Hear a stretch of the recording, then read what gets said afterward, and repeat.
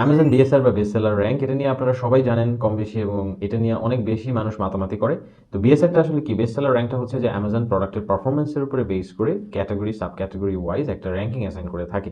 এই পারফরমেন্স আসলে শুধুমাত্র সেলস তা না, এই পারফরমেন্স আসলে ওভারঅল পারফরমেন্স আর অনেক ক্রাইটেরিয়া ওরা দেখে, এটার উপর বেস করে ওরা আসলে এই একটা র্যাঙ্কিং দিয়ে থাকে। সো অনেকেই বিএসআরটাকে অনেক বেশি গুরুত্ব দেয় এবং বিএসআর দেখে বিভিন্ন ডিসিশন নেয়, কিন্তু যেহেতু এটা category sub category wise different হয়, সেহেতু আমি ব্যক্তিগতভাবে বিএসআর আসলে খুব একটা ভ্যালু দেই না মেট্রিক্স হিসেবে। কারণ হচ্ছে যে ধরেন কোনো একটা সাব ক্যাটাগরিতে একটা প্রোডাক্টের বিএসআর 5, কিন্তু আপনি গিয়ে দেখলেন যে সেই প্রোডাক্টটা পার মান্থ মাত্র 50টা ইউনিট সেল হচ্ছে। কারণ হচ্ছে সেই প্রোডাক্ট, সেই যে ক্যাটাগরিটা, সেই ক্যাটাগরিতে আসলে তেমন কোনো ডিমান্ডই নাই, বা সেই ক্যাটাগরির সেলটা তেমন বেশি না, ট্রাফিক তেমন বেশি না। সুতরাং সেই 5 বিএসআর দিয়ে আপনি কি করবেন? 5 বিএসআর মানে কিন্তু সেই প্রোডাক্ট অনেক ভালো সেল হচ্ছে।